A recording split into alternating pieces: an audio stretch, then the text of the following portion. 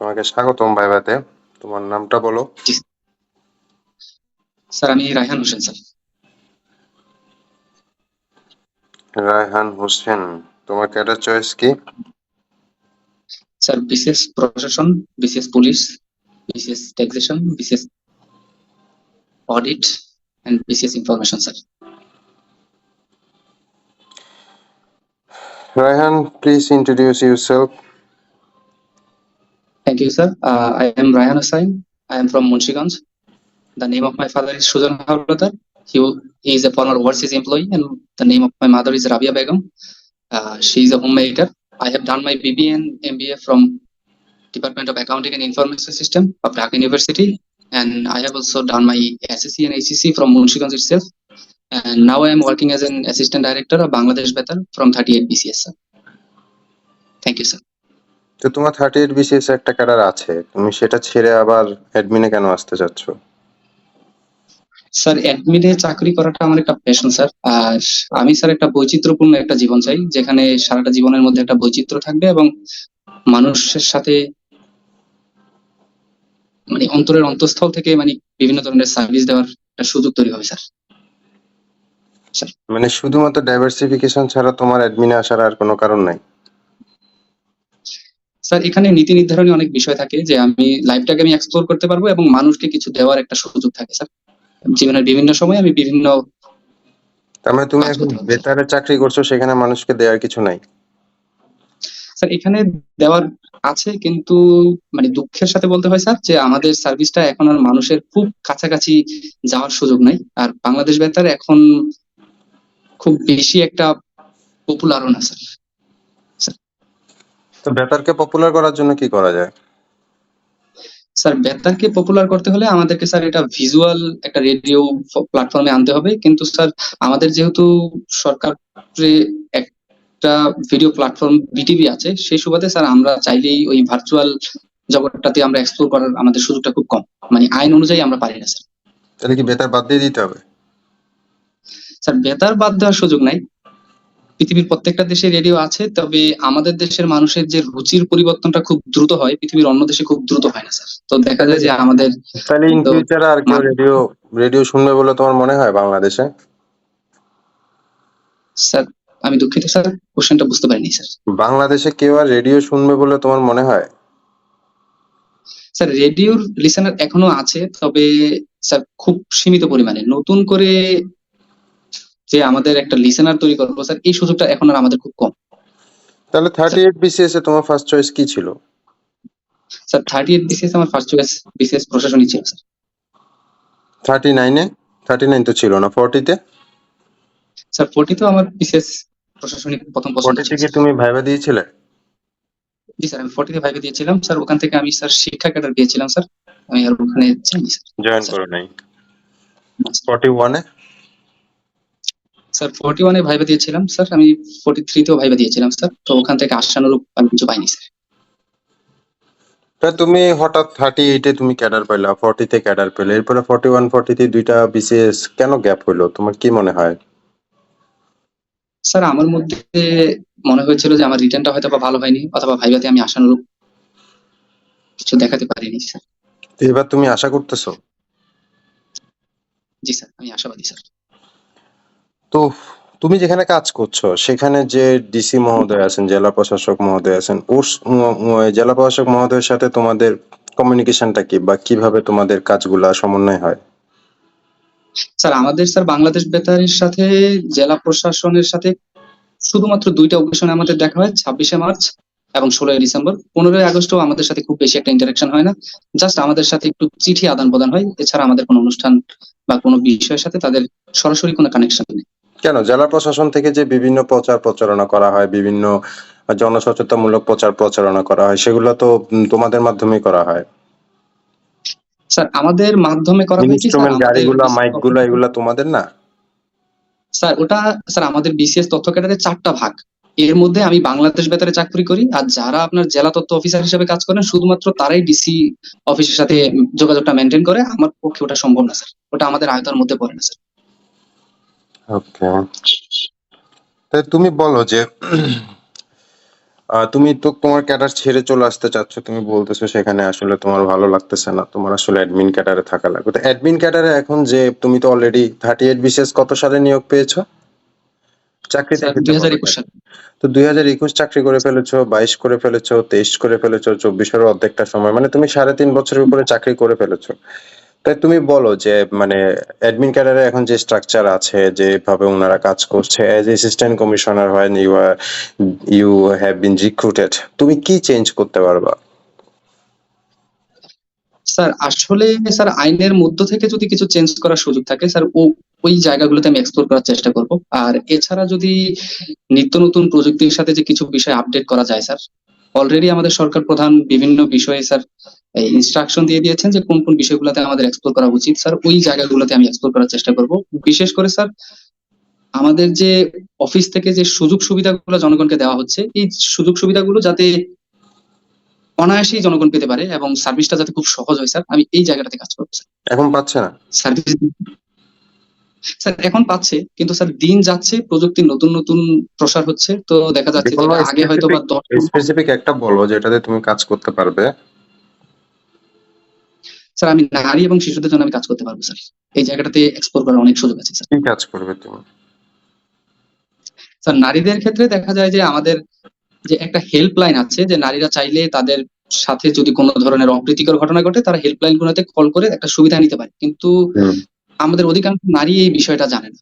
তো আমরা চাইলে স্যার জেলা প্রশাসনের পক্ষ থেকে বিভিন্ন বিষয় প্রচার প্রচারণার মাধ্যমে তাদেরকে এই বিষয়গুলোকে অবহিত করতে পারি, এবং ইতিপূর্বে যারা এই সার্ভিস গুলো পেয়েছেন তাদেরকে নিয়েও আমরা বিভিন্ন সভা সেমিনারে ওই বিষয়গুলো উপস্থাপন করতে পারি স্যার। স্যার আচ্ছা, তো তুমি আমাকে বলো যে একজন উপজেলা প্রশাসনে একজন ইউএনও এবং একজন উপজেলা পরিষদের চেয়ারম্যানের মধ্যে কে র্যাঙ্কে বড়?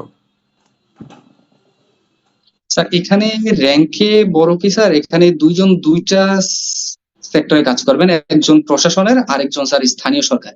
সুতরাং এখানে বড় ছোট ওই বিষয়টা স্যার আসার কথা না।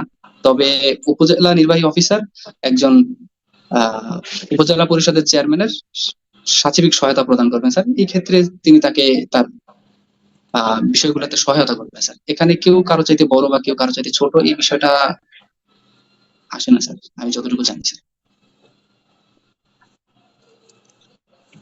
আচ্ছা, উপজেলায় প্রশাসন ক্যাডারের মন্ত্রণালয়ে তোমার যদি পোস্টিং হয় সেখানে হায়ারার্কিটা বলো তো। স্যার এখানে প্রথমে পোস্টিং হলে স্যার আমি হব সহকারী সচিব, তার পরবর্তীতে সিনিয়র সহকারী সচিব, উপসচিব, যুগ্ম সচিব, অতিরিক্ত সচিব, সচিব, সিনিয়র সচিব হিসেবেও কিছু কিছু সময় প্রদান হয় যদি তিনি সিনিয়র সচিব পদমর্যাদা পান স্যার। স্যার সিনিয়র সচিব কোনো পদ আছে? স্যার সিনিয়র সচিব জাস্ট এখানে স্যার বেতন স্কেলটা একটু বেশি, এটা ওটা তো ইনক্রিমেন্টের কারণে। জি স্যার, পদ একটা আছে? ইনক্রিমেন্ট বেশি স্যার। না এই এই নামে কোনো পদ আমি এখন পর্যন্ত মানে দেখিনি, কিন্তু বিভিন্ন জন ওই একটা এই হিসাবে সিনিয়র সচিব হিসেবে পদমর্যাদাটা দেওয়া হয় স্যার, অনেকটা sir additional senior assistant commissioner of পুলিশের মতো স্যার, আমি যতটুকু এই বাকিরা সাউন্ড বন্ধ রাখো। স্যার। হ্যাঁ, তাহলে তাহলে সর্বোচ্চ তুমি সচিব মর্যাদা পর্যন্ত, সচিব মর্যাদা তুমি সর্বোচ্চ কোন পদে চাকরি করতে পারবা?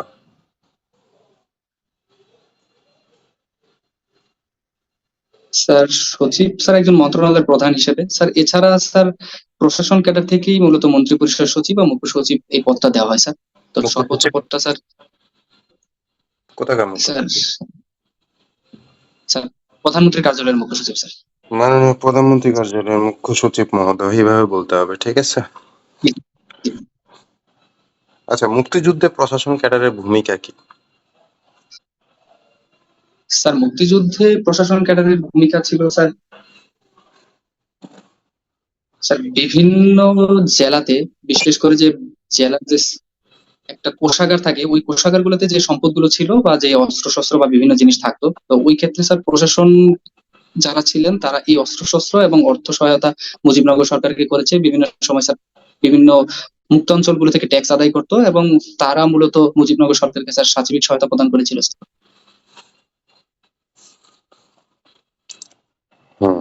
আর কোনো ভূমিকা নাই?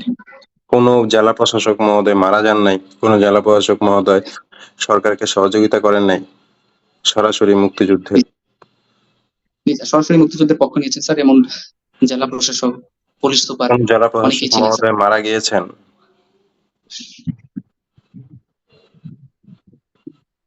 জি স্যার, স্যার কুমিল্লার জেলা প্রশাসক মহোদয় মারা গিয়েছেন স্যার। নামটা জানতে হবে। আচ্ছা, মোবাইল কোর্ট আমাদের বিচার বিভাগের যে চেতনা, সেটা পরিপন্থী নাকি সম্পূরক? স্যার এটা, স্যার যদি মানে বলতে চাই স্যার, তাহলে একটু বিচার বিভাগের প্রতিপন্থী, তবে এই বিষয়টা স্যার এখনো কোর্টে বিচারাধীন। স্যার কিভাবে এই বিষয়টা পরিপন্থী? নিয়ে স্যার, যেহেতু স্যার বিচার বিভাগ সম্পূর্ণ অন্য যে কোনো বিভাগ থেকে স্বাধীন হবে, সে তার নিজ দায়িত্ব নিজের মতো করে পালন করবে। এই বিচার সংক্রান্ত সকল কার্যক্রম তারা পরিচালনা করবে। তো সেই সুবাদে মোবাইল কোর্টটা আসলে নির্বাহী বিভাগের অধীনে যাওয়ার কোনো সুযোগ নেই স্যার। তবে স্যার বিচার রাষ্ট্র বিভাগের প্রয়োজনে এর প্রয়োজন আছে। বিচার বিভাগের স্বাধীনতা কবে হয়েছে? এই ঘোষণা কবে স্যার হয়েছে? এটা 2007, স্যার এটা 2007 সালে স্যার। 2007 সালে কি ঘটনার বেসিসে, কি মামলার বেসিসে এটা হয়েছে? স্যার এটা ছিল মাজদার হোসেন বনাম রাষ্ট্র, এই মামলার পরিপ্রেক্ষিতে স্যার এই বিচার মামলায় বিভাগটা কি স্বাধীন হয়েছিল বলেছে? স্যার। এই মামলায় স্যার কি বলা এই হয়েছে? মামলা, স্যার মামলার ফাইন্ডিংস গুলো স্যার আমি তো বলতে পারবো না, তবে স্যার কিসের ওই বেসিসে স্বাধীনতার মামলা বিষয়টা, কিসের বেসিসে মামলা হয়েছিল? স্যার মামলার ফুল ডিটেলসটা আমার মনে নেই স্যার, আমি দুঃখিত স্যার। তোমার সাবজেক্ট কি ছিল? স্যার আমার সাবজেক্ট ছিল অ্যাকাউন্টিং স্যার। পুরো নাম কি সাবজেক্টের? Accounting and information systems sir. Accounting and information system তুমি কিভাবে, মানে অ্যাডমিনে কাজে লাগাবা, প্রশাসনে কিভাবে কাজে লাগাবা, কোথায় কাজ করবে? স্যার মন্ত্রণালয়ের যিনি সচিব হন, তিনি মন্ত্রণালয়ের প্রিন্সিপাল অ্যাকাউন্টিং অফিসার হিসাবে কাজ করেন। তিনি মন্ত্রণালয়ের যত বাজেট আসে সম্পূর্ণ জিনিস তিনি ডিস্ট্রিবিউট করেন। এছাড়াও স্যার আমি জীবনের বিভিন্ন পর্যায়ে যখন অফিস প্রধান থাকবো, তো ওই অফিসের সম্পূর্ণ হিসাব সংক্রান্ত প্রধান কর্মকর্তা হিসেবে স্যার আমিই থাকবো। সুতরাং বাজেট অ্যালোকেশন, বাজেট ডিসবার্সমেন্ট, এই বিষয়গুলো স্যার আমি খুব ভালোভাবে কাজ করতে পারবো স্যার। আর ইনফরমেশন সিস্টেম? আর স্যার ইনফরমেশন সিস্টেমটা হচ্ছে যে স্যার একসময় আমরা যেরকম ম্যানুয়ালি ইনফরমেশন গুলো রাখতাম, বিশেষ করে আমাদের ওই বিল ভাউচার এই বিষয়গুলা, স্যার এখন দেখা যাচ্ছে যে আমাদের বিল ভাউচার সম্পূর্ণ অনলাইন বেসড হয়ে গেছে স্যার। সুতরাং আমি চাইলে এই বিষয়গুলো অনলাইনে আমি সংরক্ষণ করতে পারবো স্যার, এবং পূর্ববর্তী বছরের সাথে বর্তমান বছরের সাথে একটা তুলনা করতে পারবো যে আমাদের খরচের পরিমাণ কিভাবে বাড়ছে, কোন সেক্টর গুলোতে আমাদের খরচ বেশি হচ্ছে, কোন জায়গাটাতে আমাদের কমানোর সুযোগ আছে স্যার। এই বিষয়গুলো নিয়ে আমি কাজ করতে পারবো স্যার। হুম। স্যার আচ্ছা, 7ই মার্চের যে আমাদের জাতির জনক বঙ্গবন্ধু শেখ মুজিবুর রহমান যে ঘোষণা দিয়েছেন, সেখানে তিনি কেন স্বাধীনতার ঘোষণা দেন নাই? স্যার তিনি কি সরাসরি স্বাধীনতার ঘোষণাটা কেন দিলেন না স্যার, সেই ব্যাপারটাতে আমি বলবো স্যার। স্যার ওই মুহূর্তে যদি বঙ্গবন্ধু সরাসরি স্বাধীনতার ঘোষণা দিত, তাহলে পাকিস্তান বঙ্গবন্ধুকে বিচ্ছিন্নতাবাদী হিসেবে তার উপরে একটা তকমা দিত। ফলশ্রুতিতে বাঙালি জনগোষ্ঠীর উপর তারা নির্বিচারে গণহত্যা চালাতে পারতো এবং বিশ্ববাসীর সমর্থনটা আমরা হারাতাম স্যার। তাহলে পাকিস্তান কি দেশদ্রোহী হিসাবে জাতির পিতাকে তকমা দেন নাই? হ্যাঁ স্যার, তকমা দিয়েছেন, কিন্তু পাকিস্তান ওটার কি কোনো একটা 25শে মার্চ রাতে লিগাল, গণহত্যা চালান নাই? হ্যাঁ স্যার চালিয়েছে স্যার, কিন্তু ওর তাহলে 7ই ফলশ্রুতিতে মার্চে আমরা পাকিস্তান যখন দুইটা ঘটনাই ঘটিয়েছে, পাকিস্তান বঙ্গবন্ধুকে অ্যারেস্টও করেছে, বঙ্গবন্ধুকে আহ পশ্চিম পাকিস্তানে নিয়েও গিয়েছে, 25শে মার্চ গণহত্যাও করেছে, তাহলে 7ই মার্চে ঘোষণা দিতে সমস্যা কি ছিল? স্যার 7ই মার্চের ঘোষণাটা যদি বঙ্গবন্ধু দিয়ে দিতেন, তাহলে আমরা বিশ্ববাসীর এই সমর্থনটা আমরা কখনোই পেতাম না স্যার, আকণ্ঠ সমর্থনটা। আর বিশেষ করে যে সকল দেশগুলোতে আমরা আশ্রয় পেয়েছিলাম স্যার, ওই আশ্রয় পাওয়ার সুযোগটা হয়তো আমাদের থাকতো না স্যার। আমরা কোন কোন দেশে আশ্রয় পেয়েছি? স্যার আমরা ভারতে আশ্রয় পেয়েছিলাম, আর বিশেষ করে স্যার কূটনৈতিক তৎপরতা চালানোর জন্য আমরা লন্ডনকে আমরা সবচেয়ে মানে একটা পারফেক্ট জায়গা হিসেবে পেয়েছিলাম স্যার, এবং তারা আমাদেরকে সরাসরি সহায়তাও করেনি, আবার মানে কোন ধরনের চাপও প্রয়োগ করেনি স্যার। ঠিক আছে রায়হান, থ্যাংক ইউ। এই বাকি যারা আছো, আমি কিন্তু এই ভাইবার পরে করে দিব, এই সেশন শেষ করে দিব, আমরা আবার নতুন সেশন শুরু করব। বাকি যারা আছো তারা যে কোনো একজন প্রথমে ভাইবারটা ভ্যালুয়েশন করো যে কেমন লাগলো তোমাদের। Thank you. তুমি ভিডিও অন করে রাখো। যারা ভাইবা দেখছো তারা একটা জিনিস রায়হান থেকে তোমরা খেয়াল করো যে এটা ইম্পর্টেন্ট তোমাদের জন্য। প্রথমত যে রায়হান কিন্তু 3 থেকে 3.5 বছর চাকরি করে ফেলেছে। তো রায়হানের মধ্যে তোমরা আসলে একটা অফিসার সুলভ অ্যাটিটিউড দেখতে পাচ্ছ, একটা কনফিডেন্স দেখতে পাচ্ছ। সে প্রশ্ন আনসার জানুক না জানুক, সে কিন্তু একটা চেষ্টা করতেছে, সে কিন্তু ঘাবড়ে যাচ্ছে না। এবং সে পিএসসির বোর্ড বেশ কয়েকবার ফেস করেছে, সে এর মধ্যে বিভিন্ন ধরনের বসের আন্ডারে কাজ করেছে, বিভিন্ন প্রোগ্রামে গিয়েছে।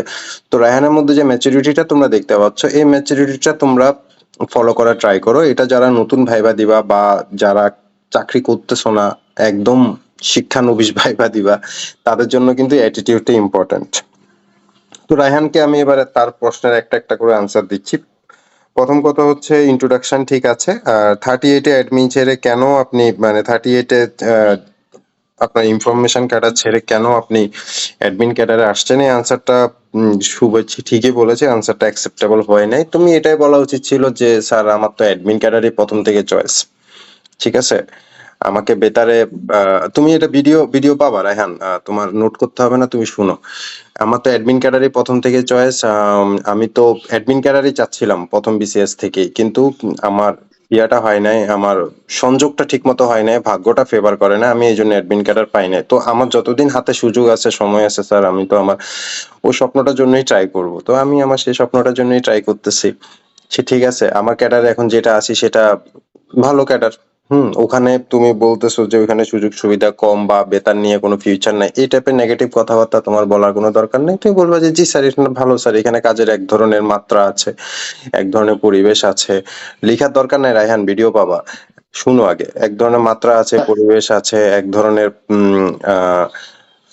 এনভায়রনমেন্ট আছে, বসের আন্ডারে কাজ করছি, সবই ভালো স্যার। কিন্তু আমার স্বপ্ন হচ্ছে অ্যাডমিন ক্যাডারে যাওয়া, ডাইভার্সিফাইড ফিল্ডে কাজ করা, আরো চ্যালেঞ্জ নিয়ে কাজ করা। এসি ল্যান্ড হইলে অনেক চ্যালেঞ্জ নিয়ে কাজ করতে হয়, অনেক ধরনের ডিউটি করতে হয়। ইউএনও হইলে পুরা উপজেলা সমন্বয় কর্মকর্তা হিসাবে কাজ করতে হয়, অনেক ধরনের কাজে ইনভলভ হওয়ার সুযোগ থাকে। তো স্যার আমার তো আসলে স্বপ্ন সেটাই ছিল, আমি সেটার জন্যই চাচ্ছি। That's the perfect answer. 40, 41, 42 তুমি পাও নাই, ঠিক আছে, এটার আনসার ঠিক আছে যে তুমি বলবা যে স্যার তখন ভাগ্য ফেভার করে নাই বা সবকিছু ঠিকঠাক মতো হচ্ছে না স্যার, এই জন্য পাচ্ছি না, এবার চেষ্টা করে দেখতেছি। শেষ।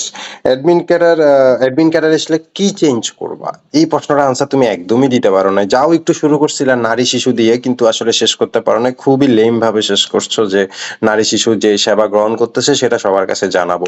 ওটা তো আছে, ওটা তো existing service. What you will input, তুমি কি ইনপুট করবা এটা তোমার জানা দরকার। ঠিক আছে, সেখানে তুমি ইনপুট করতে পারো অ্যাডমিনের তো পুরো ফিল্ডই অ্যাডমিনের, তুমি যে কোনো কিছু ইনপুট করতে পারো। তুমি ইনপুট করতে পারো ভূমির রেজিস্ট্রেশনটা আরো দ্রুত করা যাবে, ভূমি নিয়ে যত সমস্যা আছে সেটা নিয়ে আরো কাজ করা যাবে। তোমার যদি মনে হয় যে ভূমি নিয়ে সমস্যাতে তুমি আসলে আনসার দিতে কঠিন হয়ে যাবে, কারণ সেখানে খতিয়ান আছে, জমি সম্পত্তি ভাগ বাটোয়ারা আছে, অনেক কঠিন হয়ে যাবে, তাহলে তুমি অন্য সেক্টরে যাবে, শিক্ষা নিয়ে কাজ করা যাবে। হ্যাঁ, শিক্ষা নিয়ে যতগুলা কাজ আছে, স্কুল কলেজে যেন স্টুডেন্টদেরকে নতুন শিক্ষা নিতে ভালো করে শিখানো হয়, সেটাতে যেন ভালো রেজাল্ট আসে। আমার কর্মক্ষেত্রে এলাকার স্কুল কলেজগুলোতে টিচাররা যেন সেটা নিয়ে কাজ করতে পারে, তাদেরকে ঠিকঠাক মতো ট্রেন করা, সেটা দেখা, এটা নিয়ে কাজ করতে পারো, আইসিটি নিয়ে কাজ করতে পারো। ঠিক আছে, সবই তো করা যাবে। তো যেকোনো একটা সেক্টরকে চুজ করো, সেটা নিয়ে কি কি কাজ করা যায়, এটা একজন অ্যাডমিন ক্যাডারের সাথে একটু কথা বলো যে এটা কি কি কাজ করা যেতে পারে। ইউএনও ভার্সাস চেয়ারম্যান, আনসার ঠিকই দিয়েছো, কোনো সমস্যা নেই, পারফেক্ট আনসার। সিনিয়র সচিব পদ, তুমি বুঝতেই পারছো যে এটা ইনক্রিমেন্টের মাধ্যমে দেওয়া হয়। সচিবদের মধ্যে যিনি সিনিয়র হয়ে যান তাদেরকে হচ্ছে ইনক্রিমেন্টের মাধ্যমে এই সম্মানসূচক পদটা বলা হয়। ঠিক আছে, এটা তুমি আনসার ঠিক মতো করতে পারছো, বাট প্রথমে যেটা বলে ফেলছো ওইটা আর বলিও না আর কি, সিনিয়র সচিব বলার, সচিব স্যার পর্যন্ত বলো। মুক্তিযুদ্ধে প্রশাসন ক্যাডারের ভূমিকা, এটা তুমি ভুল করছো, বইপত্র পড়ো। মুক্তিযুদ্ধে প্রশাসন ক্যাডারের অনেক ভূমিকা আছে। হ্যাঁ, মেহেরপুরে ভূমিকা আছে, সারা বাংলাদেশে ভূমিকা আছে। কুমিল্লা জেলা প্রশাসক মহোদয় মারা গিয়েছিলেন, ওনার নাম, এক্ষেত্রে এসপি মহোদয় মারা গিয়েছিলেন, ওনার নামটাও জানা লাগবে। Sorry sorry. তো এটা এটা মুক্তিযুদ্ধে প্রহসন কাটার আরো অনেক ভূমিকা আছে, এগুলো সবগুলো জানা লাগবে। মোবাইল কোড এটা আনসার সম্পূর্ণ ভুল হয়েছে। মোবাইল কোড কখনো বিচার বিভাগের স্বাধীনতা চেতনার বিপরীত না। বলবা যে মোবাইল কোড হচ্ছে বিচার বিভাগের সাথে সমন্বয়ের মাধ্যমে চলছে। বিচার বিভাগকে বলতে পারেন যে বিচার বিভাগকে একরকম সহযোগিতাই করছে। ইনস্ট্যান্ট বিচার হচ্ছে সাধারণ মানুষের উপকার হচ্ছে। Should be positive. ওকে, এটা কখনোই নেগেটিভলি আনসার দেওয়ার কিছু নাই, and it's not a negative thing. 2007 সালে বিচার বিভাগের মামলা, মাজদার হোসেন মামলা পর্যন্ত বলতে পারছো, কিন্তু আসলে সংবিধানের অনুচ্ছেদটাই বলতে পারো না। 1972 সালে সংবিধানের 22 নম্বর অনুচ্ছেদে বলাই আছে যে বিচার বিভাগ নির্বাহী বিভাগ থেকে পৃথকীকরণ হবে, বলা আছে না 22 নম্বর অনুচ্ছেদে। সে অনুচ্ছেদ অনুযায়ী তো মামলাটা হয়েছে, সে অনুচ্ছেদের উপরই তো ভিত্তি করে মামলাটা, মাজদার হোসেন মামলাটা হয়েছে। তো এটা সোজা আনসার ছিল কিন্তু। তারপর হচ্ছে অ্যাকাউন্টিং কে কিভাবে কাজে লাগাবা। অ্যাকাউন্টিং কে কাজে লাগানোর জন্য তুমি যেগুলো বলছো যে হিসাব রক্ষণ অফিসে বা অফিসের হিসাব, শুধু অফিসের হিসাব কেন, পুরা জেলার সকল হিসাব, পুরা জেলা যত ধরনের হিসাব নিকাশ আছে, ইজি অফিস যত ধরনের হিসাব নিকাশ করে, সব ধরনের হিসাব নিকাশ নিয়ে তুমি কাজ করতে পারবা। তারপরে হচ্ছে যখন তোমাকে মন্ত্রণালয় তোমাকে কোনো বিষয়ে জানতে চাইবে, যে ধরো মন্ত্রণালয় বিধবা ভাতা দিচ্ছেন, বিধবা ভাতার ইম্প্যাক্ট কি পড়ছে, মন্ত্রণালয় এটা দেখতে চাচ্ছেন যে বিধবা ভাতাটা আসলে সঠিক হাতে পৌঁছাচ্ছে কিনা। আর বিধবা ভাতা যদি সঠিক হাতে পৌঁছে থাকে তাহলে হচ্ছে গিয়ে বিধবাদের কি পরিমাণ উপকার হচ্ছে, তাদের আর্থিক স্বাবলম্বীটা কতটুকু আসতেছে, এটা একটা পার্সেন্টেজের হিসাবে যদি জানতে চায় এখন মন্ত্রণালয়, তো মন্ত্রণালয় ডেটা কোথায় পাবে? মন্ত্রণালয় ডেটা ফিল্ড লেভেল থেকে কালেকশন করবে। ইউএনও এসিল্যান্ডই তো ডেটা কালেকশন করে দিবে। তখন ইউএনও হচ্ছে গিয়ে তুমি যদি ইউএনও হও, তখন তুমি তোমার অ্যাকাউন্টিং এন্ড ইনফরমেশন ম্যানেজমেন্ট সিস্টেমের যে মেধা আছে, তথ্যকে কিভাবে মডিফাইড করতে হয়, অ্যাক্সেস করতে হয়, তো তথ্যকে কিভাবে তোমার ক্যালকুলেশন করতে হয়, সেটা তো তুমি খুব ভালো করে জানো। তো সেই তথ্য ক্যালকুলেশন করে তুমি একটা বেটার ডাটা তুমি দিতে পারবা। দুর্যোগ মন্ত্রণালয় তোমার কাছে জানতে চাচ্ছে যে এখানে দুর্যোগের পূর্বে কি অবস্থা করতে হয়, কি কি ব্যবস্থা গ্রহণ করতে হবে, দুর্যোগ পরবর্তী কি কি ব্যবস্থা গ্রহণ করতে হবে। সেই ক্ষেত্রে গত 100 বছরের দুর্যোগের চিত্র, দুর্যোগের ডেটা নিয়ে তুমি তো ভালো একটা ইনফরমেশন সিস্টেম দাঁড়া করাইতে পারবা, ঠিক না? তো এখানে কিন্তু তুমি তোমার মেধা কাজ করাইতে পারবা। বিশাল ডেটা, তুমি তো বিগ ডেটা অ্যানালাইসিসে তোমার এক্সপিরিয়েন্স আছে। 7 মার্চের হিসাবটা আসলে এটা একটা কঠিন প্রশ্ন ছিল। এই প্রশ্নটা ভাইভাতে করবে কিনা আমি জানি না, বাট একটু ডিপে ঢুকলে প্রশ্নটা করা যায় যে সবকিছুই তো জাতির জনক যদি ওই দিন ঘোষণা দিয়ে দিতেন, তাহলে 25শে মার্চ যা যা হইতো 7ই মার্চ তাই হইতো। ঠিক আছে, মানে 25শে মার্চ বঙ্গবন্ধুকে অ্যারেস্ট করা হয়েছে, গণহত্যা চালানো হয়েছে, সেই জিনিসটাই কিন্তু 7ই মার্চ বা 8ই মার্চ হয়ে যেত। তো এই ধরনের পরিস্থিতিকে অ্যাভয়েড করার জন্য, বাঙালি জাতিকে সেভ করার জন্য, ঠিক আছে, এবং একই সাথে তোমার একটা আনসার অ্যাকসেপ্টেবল যে মানে বইয়ের বিষয় সমর্থনের জন্য, যে আমরা তো যুদ্ধ ঘোষণা করি না, আমরা তো আমাদের স্বাধীনতা চেয়েছি, আমরা আমাদের অধিকার চেয়েছি, গণতন্ত্র চেয়েছি, আমরা চেয়েছি সংখ্যাগরিষ্ঠের মাধ্যমে আমাদের সরকার স্থাপিত হোক। কিন্তু ওইখানে স্বাধীনতার ঘোষণা দিয়ে দিলে 25শে মার্চ যা যা হয়েছে সেটাই 7ই বা 8ই মার্চে হয়ে যেত। এটা বঙ্গবন্ধু জানতেন, এই জন্য উনি আসলে সরাসরি স্বাধীনতার ঘোষণা দেন নাই, বই বিষয় সমর্থন এবং টেকনিক্যালি উনি বাঙালি জাতিকে সতর্ক করে দিয়েছেন। তো দ্যাটস অল। তোমার ভাইবা ভালো হয়েছে। আই ডোন্ট নো তোমাকে কেন 41-এ বা 40-তে বঞ্চিত করা হয়েছে, মেবি কোনো সমস্যা থাকতে পারে, তবে এবার আশা করি তোমার রিটার্ন ভালো হয়েছে, ভাইবাও ভালো হবে। ঠিক আছে, তো স্যার আমরা ওই ক্যাডার পরীক্ষা, বলো। স্যার ওই বিষয়টা স্যার আমি কি স্যার সার্ভিসে দেখা যায় যে স্যার 13 বছরও মানে ফার্স্ট প্রমোশনটা মাঝে মাঝে না হয় না, না, মানে অধিকাংশ সময় এরকম হয়। তুমি কোনো নেগেটিভ কথা বলবা না। You don't say anything negative about your cadre. No, তুমি যে চাকরি করছো, যে বেতনে তুমি চলছো, ইউ কান্ট সে নেগেটিভ। তুমি ওইটার এগেনস্টে তো কিছু বলতে পারো না। এটা তো তোমার সবসময় অ্যাডমিন ফার্স্ট চয়েস ছিল, ইটস এ বেটার আনসার, যে আমার তো এটাই চয়েস ছিল। হ্যাঁ, as long I have the chance to get viva, আমি তো অ্যাডমিনই দিচ্ছি, সুতরাং আমি ভাইবাও দিব। That's the clear answer. ঠিক আছে, এখানে তো কোনো ডাউট নাই, ঠিক না? তুমি এখন যে চাকরিতে আছো সেটার কোনো ধরনের নেগেটিভ কথা বলার দরকার নাই। সো আমরা হচ্ছে এখন একটা ব্রেক নিব, আমরা আবার আরেকটা জুম মিটিং লঞ্চ করব। এরপরে যে ভাইবা আছে সে রেডি হয়, আরেকটা জুম মিটিং এ আমরা লঞ্চ করব। তোমাকে যে কথাগুলো বলেছি সেগুলো তুমি রেকর্ড থেকে শুনে নিও, ইউটিউবে রেকর্ড থাকবে, ফেসবুকে রেকর্ড থাকবে, তোমার কাছেও রেকর্ড পাঠানো হবে আশা করি। আর তোমার ভাইবার যে শিটটা আমি সেটা তোমাকে দিয়ে দিচ্ছি, কোথায় তোমার আনসার ভুল হয়েছে, কোথায় তোমার আনসার সঠিক হয়েছে, সেগুলো লেখা আছে, তুমি এটা চেক করো। ঠিক আছে, থ্যাংক ইউ। তোমরা রেডি থেকো, স্যার আমি আমার 5। ভাইবা 15 তারিখে। হ্যাঁ, স্যার এই যে 15 তারিখে ভাইবা স্যার। হ্যাঁ, সমস্যা নেই, 15 তারিখে ভাইবা দিবা, কোনো সমস্যা নেই।